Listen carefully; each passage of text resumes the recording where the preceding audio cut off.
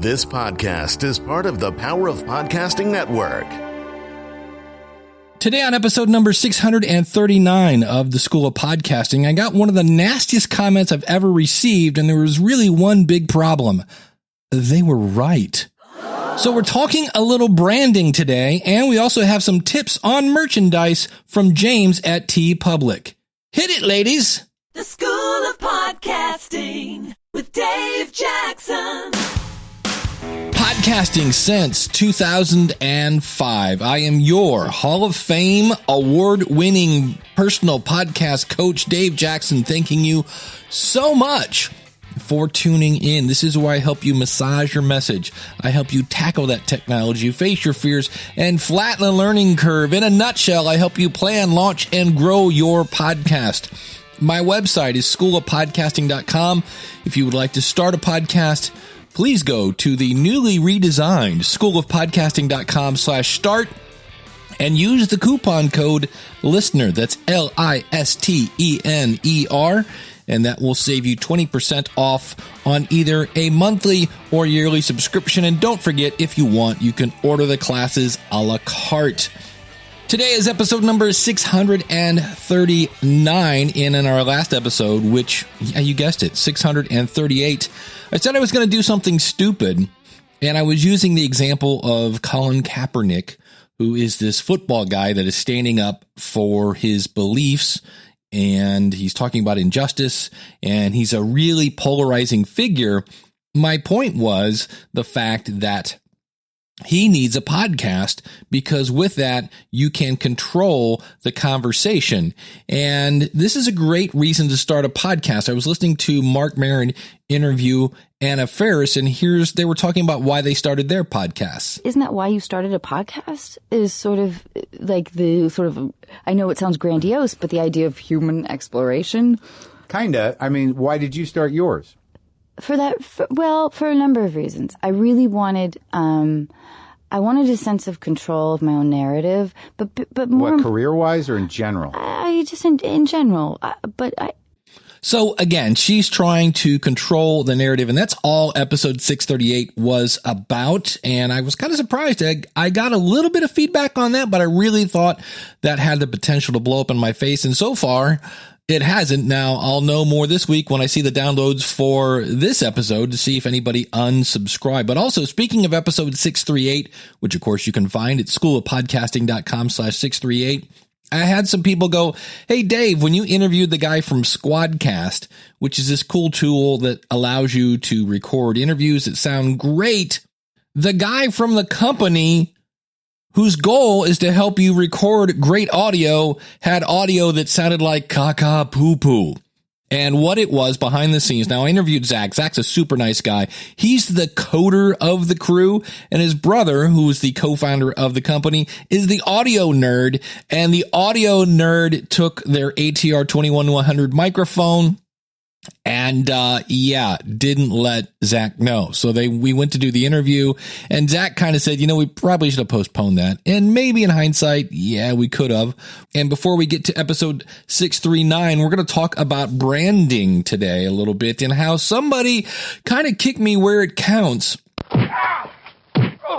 But I want to talk about podcastguests.com. Now, today I'm talking about branding a little bit, and I could have easily gone out to podcastguest.com and done a quick search and found Greg Corey.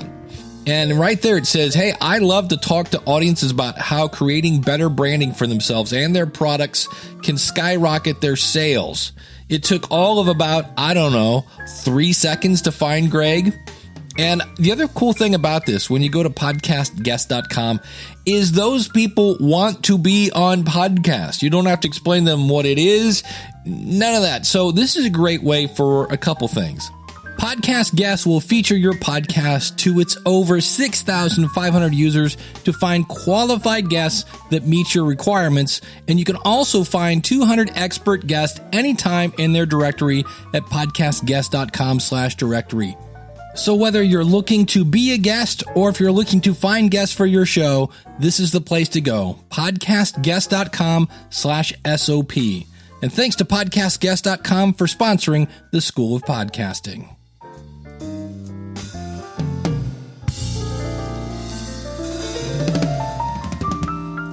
All right, last week, schoolofpodcasting.com/638, I said I was going to be what some people feel is controversial, which it really wasn't, but you never know these days what's going to set people off. So when I woke up and saw a comment, I thought, oh, here we go.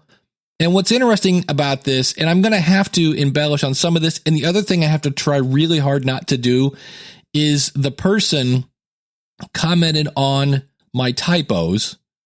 And in the process of doing that, there are typos in his reply. It's hard not to point that out. And we'll talk about that in a second. And so some of this, he's talking about how things are spelled. So I'm going to spell those out, even though he didn't do that in this case. And the guy's name is Mark Doyle. And here's what he said. And actually, can we add some sad music? Maybe something with a cello? There we go. What is offending is not the episode, but rather your poor grasp on basic spelling and grammar throughout many pages on this website. By the way, if you want to sound like an authority, please learn basic spelling and grammar or hire someone, in parentheses, Fiverr, to do it for you. How do you have an education degree when this is how you write and communicate? By the way, in the subtitle, freedom of speech is not freedom from consequences. The word speech, which I unfortunately spelled S-P-E-A-C-H, is spelled S-P-E-E-C-H. Any sixth grader knows that, and certainly a college graduate should know that as well. It's not that hard. At least have your written copy proofread by someone who does know how to spell and write decently before publishing it to the world. Jeez, I think that is pretty basic. How again can you confidently charge $200 an hour for consulting when you have such poor spelling and grammar skills in your written web copy? You are a joke, sir. What college granted you a degree when you consistently cannot write legibly? And are you tying? That's what he says. T-Y-I-N-G. Again, I can't help but point out the fact that there are typos in his comment about typos. But moving on. And are you trying to sell yourself as an expert? Please, I will say again, please. What is he, James Brown? Please, please, please. Anyway, I digress. At least hire someone to cover your mistakes and not try to promote yourself as some sort of expert. You look like a damn fool, sir.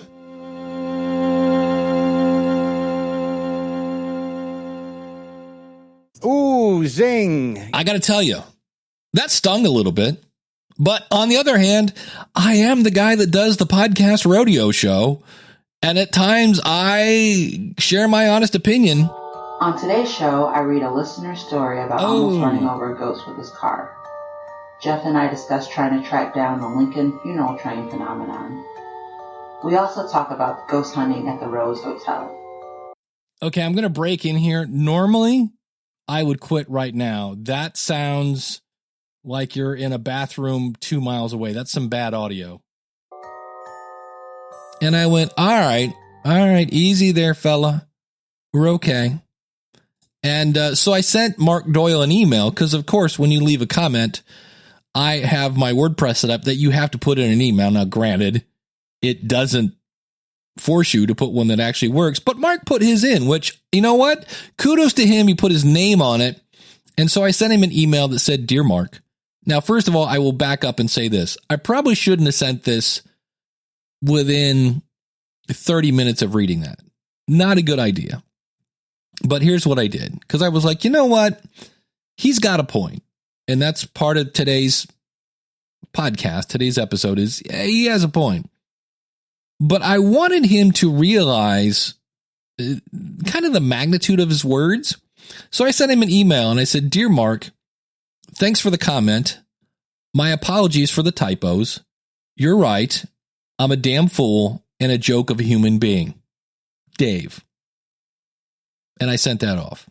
Again, it was hard not to be snarky and go, oh, by the way, I wanted to say, do you know that proofread is one word and certainly is spelled wrong, as is the word tying, trying, whatever you're trying to say there. And if you look at it, I didn't do that. I wanted to, but I didn't. And Mark replied to me and said, I would like to take a moment and apologize for my comments and harsh criticisms. It was unwarranted and uncalled for and not like me at all to post something like that. Please accept my apologies. Best of luck to you, sir. So I sent him an email. I said, hey, you know what? No problem, buddy. And the other thing is, he had a point. What happens when your audience is right? And the other thing you have to keep in mind is sometimes you have no idea what is going on behind the scenes. I mentioned in a previous episode about how I was upset. There's a program called The Word from Mouth, and this guy had a VC on, and she was saying about how there's no stats in podcasting. And I was like, why did you not go, hello, we have better stats than radio and newspaper and everybody else? And the guy said, yeah, it's kind of a point. I just had a baby. It's 3 weeks old. And I went, okay, there you go. Sometimes you don't know what's going on. And this is where I always try to understand before being understood. And so I completely accept Mark's apology. And now here's the point. Mark made a really good point in a really crappy way. So Dave, how did this happen? Well, usually I take my show notes, I copy them. I type my show notes, by the way, right in WordPress. And then I throw them into Microsoft Word, run spell check. And in theory, I'm using this thing called Grammarly, by the way, which I love. Go to schoolofpodcasting.com/Grammarly, or I'll have a link out in the show notes at schoolofpodcasting.com/639. And Grammarly is a little bit like Microsoft Word on steroids. It finds stuff that Microsoft Word does not. So normally when I'm just typing along, it looks like somebody is bleeding on my page because things turn red, and I fix it. And I had not noticed, maybe I just thought I was just that good, that things weren't getting caught anymore. Well, it's because somehow behind the scenes I had logged out of Grammarly and it wasn't doing what it's supposed to be doing. Hence, the typos were getting through. And this is not new. I am somewhat known for this. Now, here's the fun thing, right? You can, when somebody brings something to you, I could turn around and go, well, look at him. He's got typos in his comment. Discredit the source. I could also go, well, it's not fair. I do my show notes an hour, maybe a half hour before I publish, because that's my workflow. I type up my show notes and then I record based off of bullet points in my show notes, and then I post it. It used to be worse. I would type my show notes as I was uploading my episode. And let's think about that a second. Is that the only way I can do this? And I could say, well, I do my podcast on Sunday, and, I've got to do it, and la, la, la, la. Well, hold on a second. This saying is from like 1855. I felt like Emily in the story behind. There's more than one way to skin a cat. That's from some old play or movie or something like that. It's a weird saying. Bernie would be highly offended if he was here. But there's more than one way to record a podcast. There's more than one workflow here. Obviously, I already changed my workflow once. And it dawned on me. I said, you know what? What if I typed my show notes? Because I usually, my typical week is by Thursday, I know what's going to happen. Now, sometimes something will throw me a curveball and I'll have to fix something in the last minute. I really, really, really wish I was one of those guys that had a couple in the can, but I'm not. And a lot of times that's so that I can cover breaking news or things of that nature. But I don't. I don't have one ahead of time. But I could say, look, if I have my idea fleshed out on Thursday, by Saturday, at least on Saturday, I could type up my show notes. Have 24 hours where I don't look at it, come back with a fresh set of eyes. You know what? That's an option. I have to kind of twist some things around a little bit. Now, another option I could do is shorter show notes. Hey, if I type less, there's less chance of me making a typo. And for me, I just always say I want to have at least 300 words. Well, if I look at my show notes right now, I have 1,485 words in my show notes. Getting to the point, not my strong suit. And plus, for me, that's more Google juice. The more words, and I'm not a big fan of transcripts. I understand the point, but you don't read like you or we don't talk like we write. We don't write like we talk. So to me, transcripts are too much work. And so if I wanted to, I could, if I push things back on Thursday, I could actually hire someone to look over my posts.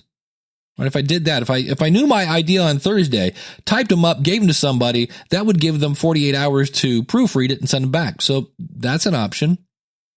So this is not an unsolvable issue. It just means I can't keep doing what I've always been doing. And here's part of this. Now, I'm somewhat worried about talking about this because right now I have people that obsess over every little thing about their podcast. Sometimes it's not things that you need to obsess over. We'll talk about that a little later. But your podcast is your brand. And in looking up different items about what makes a good brand, I kept seeing things that I saw that where I had dropped the ball. So, for example, a branding mistake is neglecting public perception, because the public's perception of your brand, it may not be the rosiest, but instead of chalking it up to, well, bad luck or pointing fingers, that's when it's time to get serious about turning that frown upside down. And what I mean by this is perception is reality. If you've ever been married and your wife thinks or your spouse, I guess your spouse thinks that you're a robot and you're not an emotional person, and it doesn't matter how many times that's her perception, that's their perception, and you have to deal with that. So perception is reality, and you have to worry about how people perceive you. It's your brand. There was another article, and I did a lot of research on that said not providing a great brand experience. And brand experience is not only, let's get technical here, it's not only about your stuff, but also your website experience and every other touch point where customers come in contact with your brand. Think about it. We've had people have serious problems just on what they said on Twitter. Twitter's not their website, but it's part of their brand. And many savvy consumers judge credibility by grammar and attention to detail. So that's what I'm worried about. We want to worry about details, but we can't worry so much that we paralyze ourselves in fear. So I thought about this, and why branding matters is when you have these little things, if you start getting sloppy, if your podcast, let's say you have a weird, 45-second blank spot in the middle of your podcast, and you just leave it there, because for the record, you can go back and change that.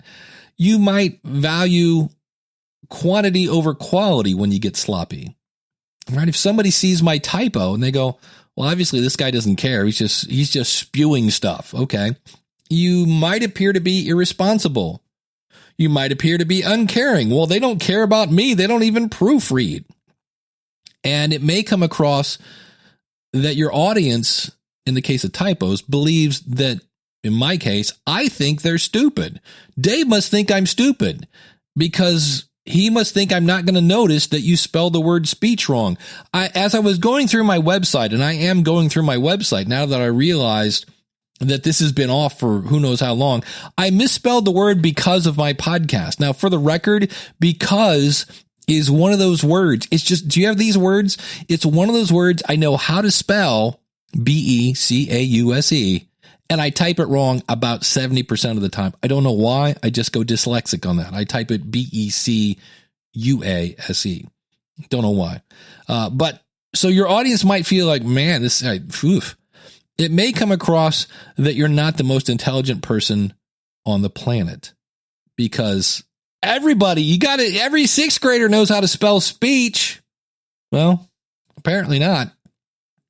And so branding matters, these little things. I just went to a restaurant last night. I haven't been there in a while. I really love their salads, but their help is slow. It takes forever to get a waitress, and it's actually quick once you get your order taken. But I always wonder, like, what card game is going on in the back that it takes forever for them to come out and take my order. And what's worrisome in podcasting is all you have to do is whatever it is on your app, swipe left, delete, unsubscribe, and they're gone. The other thing you have to keep in mind with branding, the internet writes in ink. And while, many blunders appear on the news and you're like, holy cow. And it seems like the next day there's another holy cow moment. Don't plan on everyone's short attention span. Right now, we've had a couple. Louis C.K. is basically a sex offender. Chick-fil-A still has the kind of reputation of being homophobic. Uber, the one guy, even though he quit, is still kind of seen as not a great place to work and a place that maybe doesn't treat their employees well. Then there are places like Target and Facebook who have had data breaches. And there are many other companies that have had topics that leave a black eye on them. And sometimes people don't forget.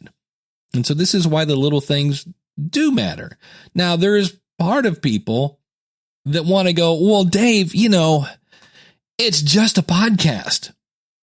And I understand, because there are times when I want to go, you know what? It's just a podcast. Put it out there. But on the other hand, if I want to see podcasting grow out of the minor leagues, then we have to kind of banish that. Well, it's just a podcast. It's one of those things. I can see both sides of that. And there are things now. There are people that are getting radio jobs. There are people that are getting TV shows. Emily Prokop from The Story Behind Podcast, her book is coming out, I believe, this week or next week. How cool is that? And if we treat ourselves as, well, we're just a podcast, that's a problem. And we end up with a stereotype that I've seen 2 videos. Statistically speaking, every man, woman, and child in the world now has their own podcast. Podcasts give everyone who has something to say a platform to say it on. And even if people have nothing to say, podcasts allow them to say a lot of it for at least an hour at a time. So if perception is reality, that's not good. And so I was listening to Pat Flynn, and I was reading all these articles about building your brand. And they kind of said you need to develop a brand strategy and understand your business objectives and shift focus to that instead of designing a beautiful logo that won't work. And I realized that for many of you, your business strategy may be, hey, guess what? This is not a business. I just want to connect with my high school buddies and talk about 80s movies. By all means, you can do that. But does that mean you can blow off your brand? I wouldn't recommend doing that. And so I was listening to Pat Flynn, and he brought up something, and I thought, you know what, this kind of ties into branding. He talks about, and for the record, this is out of his book, Will It Fly, which I love. I really think if you're launching a podcast, part of it should be reading Platform by Michael Hyatt, and then you should read Will It Fly by Pat Flynn. But he talks about the 4 Ps, and he says, this is what you should do. And this is kind of what I talk about all the time. Number 1, the first P, places. You want to create a list of all the places where your target audience exists. Now, this isn't just, Moe's Tavern or wherever. It could be offline and online. So for me, I go to conferences, I go to meetups, I go to events, I hang out in Facebook groups. I need to get into Reddit. I don't do Reddit much, but I need to live, eat, breathe where my audience is. And my goal is to kind of tell you the eye color of my target audience. That's the best. So it's not just in person. You can also look at what publications do they read, those kind of things. He actually had a great tip. If you go to, let's say I'm doing a podcast about crocheting. I can go out to Amazon, do a search on crocheting, and look at the negative reviews. Why? Because that person is going to tell you, hey, this book doesn't do blah, blah, blah. You want to make sure that you include whatever they're complaining is missing, because it inspired them enough to get off the couch or get on their phone or whatever and say, hey, I needed this and you didn't do it. I really thought that was a great tip. So the first one is places. The second one is people. Look at the people in your space who already have a following. And you don't do this to rip them off, but to see what is working. And then you can also see what they're covering. So I'm looking at places, I'm looking at people, and then look at products. Make a list of all the products, and you probably want to write down their prices. Now, Pat recommends doing this in an Excel spreadsheet. That would work. And then when you know every place where people hang out and where they congregate, and you know the people in your space and what they're doing and what is working, and you know the products that are available, what you can maybe do then is figure out, what position am I in? Like, what's left? What little niche can I talk about? And I hear podcaster after podcaster that says, you know what, I was listening to all these podcasts, but they weren't talking about what I wanted to talk about. And I don't want to get too far off of branding here, but here's something to think about if we're kind of inching into selecting your podcast topic. But here's something to think about. Is this a topic that has a large audience? Like, how many people total? If you polled the world and said, how many people like this topic? How many people are there? And then look at how many of those people are rabid about this topic. Like, oh my gosh, I love to talk about that. And then ask yourself, well, how passionate am I about this topic? And I love this example. Pop-Tarts. Who doesn't love Pop-Tarts? Man, if we're talking brown sugar cinnamon, I am down. Even though we all know they're really unhealthy, a lot of people love Pop-Tarts. Okay, great. But is that a great podcast topic? Like, should I start the Pop-Tart podcast? Because depending on what your goal is of your podcast, and then how passionate are you? Well, I will eat a Pop-Tart occasionally, but I don't eat them for breakfast, lunch, and dinner. So those are some things to think about in terms of your brand and finding out, how do I figure out where I fit into this?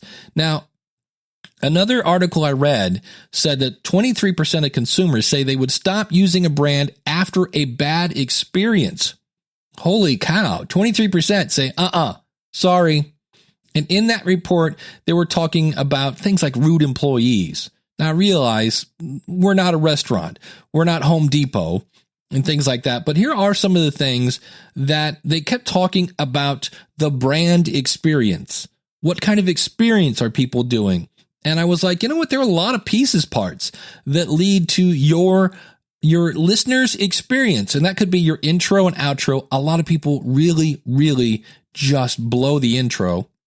And if you don't believe me, go to podcastrodeoshow.com. That's a show I do. I started it as a joke, and it just keeps on going, where I listen to the beginning of people's podcasts, and it's amazing. Some of them are bad because of audio quality. They've got a Blue Yeti in the middle of the table, unfortunately in a state 2 states away, and they're still using it. So audio quality. In some cases, your logo.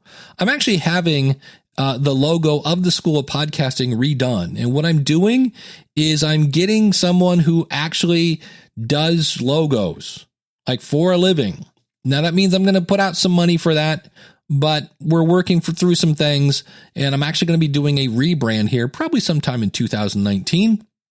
And the reason for that, by the way, if you look at the microphone on the School of Podcasting logo, that does not say "put me on a t-shirt." Your voice is part of your brand, your tone, your accent. And here's the fun thing. There's not much you can do about that. And so if somebody doesn't like your voice, too bad. There are only 8 bazillion other people on the planet. Now, another thing, your grammar. So if I say I are a college graduate, some people may tune out. It's true. How quickly you get to your topic.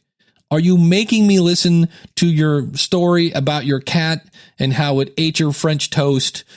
And, the relevancy of your advertisements, if you have them. I occasionally will have advertisements on this show, mainly because I'm rewriting my book, More Podcast Money. That will probably be coming out in 2019. I've kind of pushed it back a little bit, have some other projects that I'm working on, but I'm really picky on who I will have on this show. That's something I do, and I try to keep them short and to the point. Another one is volume levels. This is part of the experience of consuming your show. And by this, I don't mean it's too loud or too soft, although there are shows I've listened to that are too quiet. And I remember when I was walking my dog in Cleveland, and it wasn't a super busy street, but I couldn't hear it because the cars were drowning out the voices. And so, but the one that really kills me is when you have somebody who's really loud and then your guest comes on and they're really not loud and you have to constantly grab the volume knob. And, of course, the quality of your content. Are you boring? Sometimes we are. And then, of course, your show notes. We actually did a whole episode where a lot of us said, I didn't even look at them. Well, apparently Mark Doyle does. And he had a bad experience. It was so bad that it took him away from the content. He was like, and what did it do? How can you be an expert? How can you be an expert? I almost think he had more of a problem with my hourly rate. And I also want to go, Mark, number one, I don't have 1 degree. I have 2. and the other one I want to point out is I'm not training people in writing. I'm training people on how to start a podcast, how to create content that will inspire their audience to share it. I'm not teaching people how to write. That would be absurd, my friend. But like I said, I'm worried about this episode because we should care about our brand and we should worry about the little stuff. And I am now looking more at the little stuff than I was. And for that, I thank Mark. He was kind of a polite smack in the face. And Mark is not the first. So if you are a person that said, Dave, I told you about your typos back in 2012. Yep. And that's sad. And I have taken steps. Like I said, I had a system that was pretty good.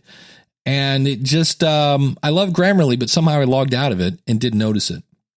So there are people that are freaking out about little things that don't matter. You know, what kind of font should I use on my artwork or what theme for my website? And in some way, and I like this will hold them up for months looking for the absolute best font. Now, marketing people will go, well, yes, you don't move forward without the right font. And there's part of me that just wants to go, yeah, but then you're never going to launch and you're not going to help anybody. You're not going to inspire anybody. You're not going to make anybody laugh or entertain them if your files are sitting on your hard drive. That's just not going to work. And so I understand that all of that is your brand. If you try to wait until everything is 100% perfect, you will never start your podcast. And keep in mind, you can change your brand. Dunkin' Donuts is changing their brand to Dunkin'. Now, I don't know what you're Dunkin'. I have no idea, but they're changing that. And also realize, did you know this?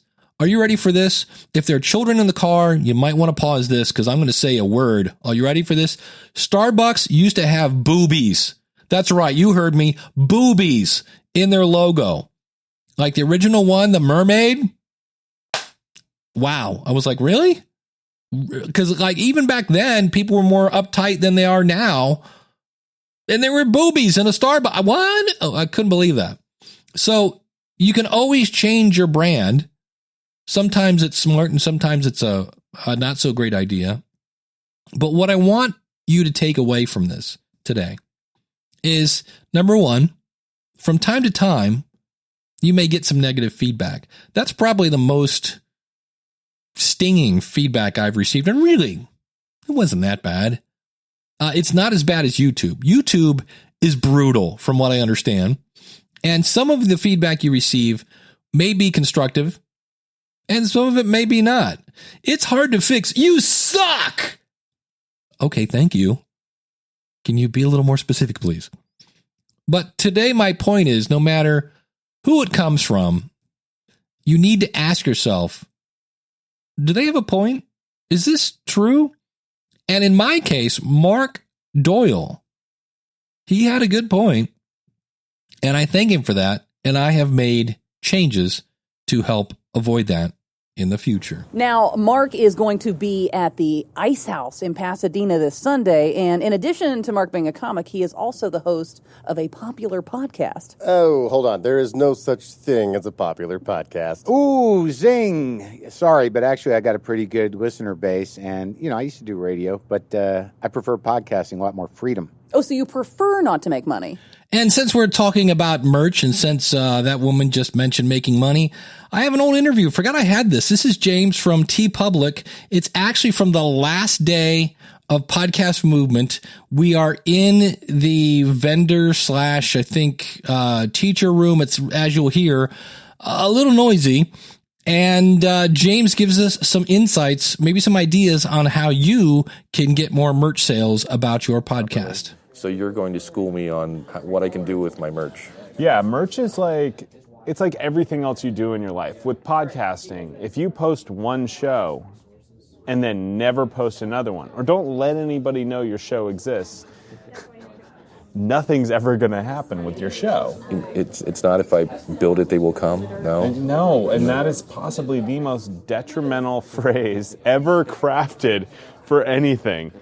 No, but the reality is with merch, it's like everything else you do with podcasting, where you're creating content every single week, and your merch can be a reflection of that in today's world, because it is no cost. There are no minimum orders. So say you say something in an episode, and you see a bunch of social commentary, or your Facebook group blows up about it, you can then go find a graphic designer, or if you are a graphic designer, if you know how to use Photoshop, make a quick word shirt, upload it, and test, and just let people know. Keep people engaged by keeping the content relevant to what your show is about. So every single new episode you have, you're going to have things that really resonate. You say smart things, Dave. I know you don't believe it, but you do. And those things, most of the time, would work pretty well on merch. And so it's incorporating that into your story, and at the same time, getting your fans, getting the people that are listening to us right now, they should be involved. Okay, so besides merch, like what I know I have t-shirts. What else can I make? Phone cases, laptop cases, tote bags, mugs, tapestries, wall art, including art prints, canvas, posters. Really? Yeah. How big is the wall art? We go up to 3 feet by 4 feet. That's cool. So you could have, like, instead of having whatever pictures of Aunt Betsy in the background when you're doing your YouTube video, you could have a big giant poster of your wall art. You could have a canvas print that looks like it was painted of the School of Podcasting logo on your wall. All right, now you got me thinking. Because I have a big empty wall in my living room. I'm just trying to think if that's like a total ego move when people walk into the living room and see the School of Podcasting. I'm thinking the history of six-shooter. Yeah, exactly. Is that what basically people are doing? Is they're just trying to tie in a new piece of merch? My mouth is not going to work this much. A piece of merch. Very good. Into every episode? So there are a lot of people that do that, but it's very up to the content creator. So we have some people who have been very successful by every month choosing a thing that they love and featuring it. It's really up to you. You're the content creator. Your fans love what you do. They listen to you every week, almost religiously. Like, it is something that your fans engage with. So when you're talking about creating content, you want to create things that appeal to you. So if you're thinking, you know what, I wouldn't want to buy a t-shirt every week. Right. Don't make a t-shirt every week. But if you're thinking, I think once a month I should come out with a new design, that's a great way to do it. It's very much up to your promotion schedule, what you want to do, and what your fans most specifically want, because the most important thing you can do is get your fans involved. So one of the things one of our most successful podcasts does is they will poll their Facebook group and say, hey, what are the 10 catchphrases you love that we do? And that tends to lead to designs, and you immediately know all those people are going to buy it because you asked them what they wanted to buy. And so it's just getting your fans involved in the story, and then once they have it, get them to share it on social media. Get them to talk about it. Get them involved in the conversation in a very public way, because every single person who buys your shirt is your ambassador. They are your brand.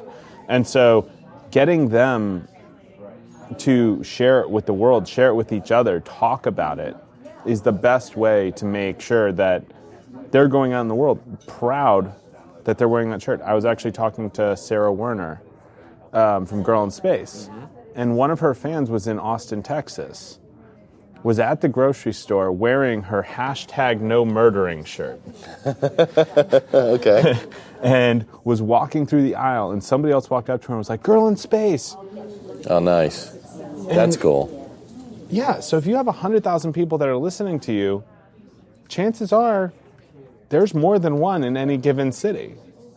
Now, what if I'm not sure about a design? Do you have anything that can, like, let's say I have 2 designs, I can't decide on the perfect one. Is it A, just put them both out?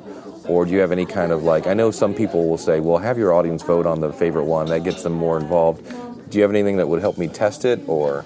Yeah, because it's free to upload, you're free to test. Cool. And you're free to continue testing. So you may come up with an entire design series in your head. You're like, the fans are going to love this. You publish through the first 2 designs, nobody looks at them. Yeah. And you know what? That's fine. Table it.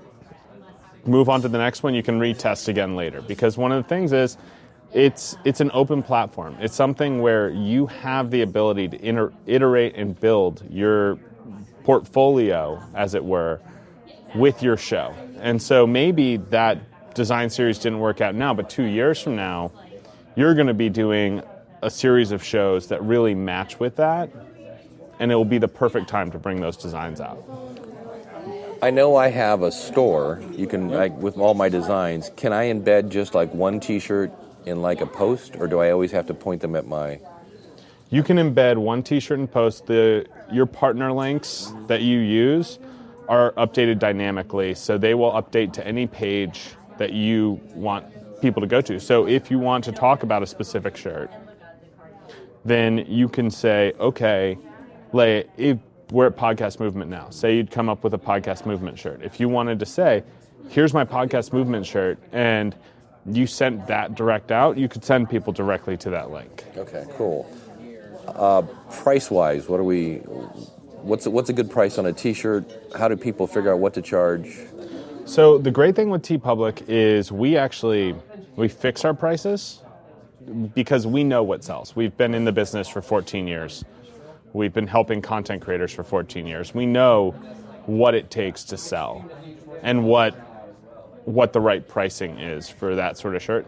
That said, if you aren't using TeePublic, and there are many podcasters out there who are listening right now, it's very much the same thing as with the designs, where it's test. Figure out what you need as far as your own margin, what your goals are for it. If your goals are reach, then you can price it a little lower. If your goals are monetization, you can price it a little higher. And then if your fans don't buy it a little higher, you can start decreasing the price. And if your fans are buying it like gangbusters when it's lower, say, okay, let's do a special edition run of shirts that are at a higher price.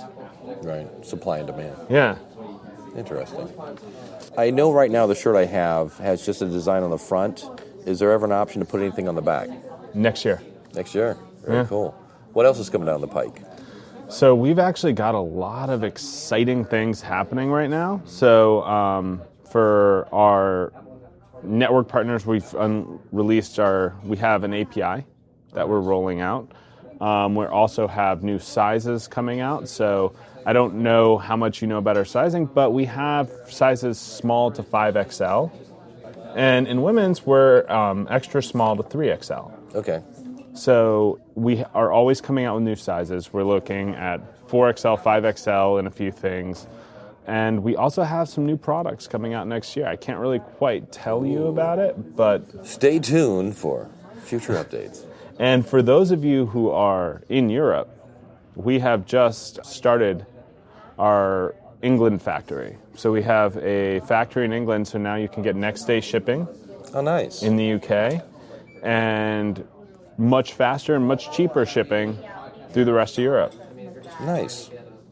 Well, you've kind of already said best practices. This will be edit point 1, because I'm trying to figure out what else I should ask you here. Well, the big thing that I think a lot of podcasters really are uncomfortable with in a lot of cases and really it's a good thing to practice is the idea of selling without selling. So nobody wants to be the person sitting there with their fans, unless if this is your brand. If you have the hustler brand and you're out there going, I can sell anything, you know what? Your fans will buy that. But the reality is, if your brand is, I like to go on and talk about interesting things, then selling isn't natural to that. And so key thing with that is saying, look, I made these because I like them. And I put them out there for you to buy because I would love if we could partner together to support this show. Because your purchase helps me keep the lights on, keep things moving. One other question I have. Okay, let's say I have patrons. Yep. And if you join at a certain level, is there any discount? Like, can I buy a shirt at cost and then ship it to somebody? Absolutely. So we can do wholesale anywhere from 24 units all the way up to 5,000. Oh, nice. So, and we can do more than 5,000. I'm just going to need a little bit of lead time. Just a little bit. You know. Thanks again to James. For more information, go to schoolofpodcasting.com/tpublic. And you probably heard me say, this is going to be edit point 1. And then, well, I didn't edit that out because I actually liked what he said after that. But that just goes to show you that when you do an interview, you can kind of just do that. Like, hold on a second, I need to get my brain around this. And I just decided to leave that in there. But I know my buddy, Master Cauldron from Cauldron's Crypt, he has this cool, it's almost like a big giant blanket of his logo.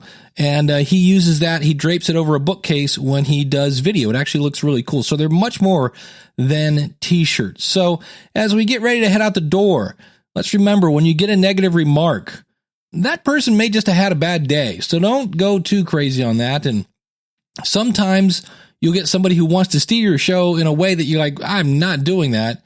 But in some days, they might actually make a really good point. Even if they do it in kind of a hurtful way, you need to kind of step back from that. I know, easier said than done. You may think that there's only one way to produce your show.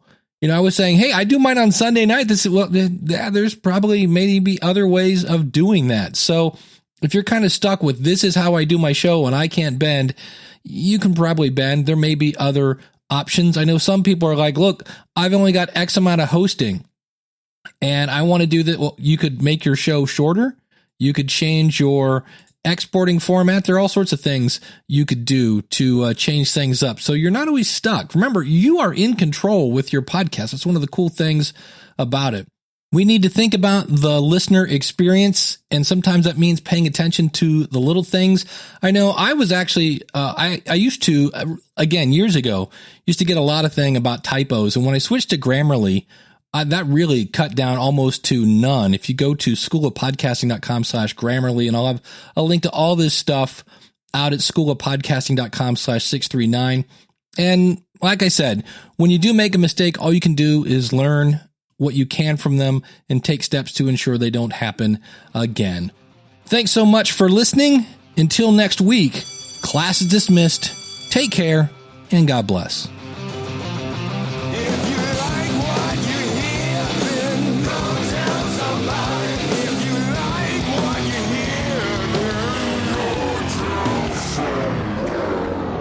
Today's episode, what was that? Today? But really, does that mean you should blow off your brand? I'm about your brand. What was that? Come on, mouth.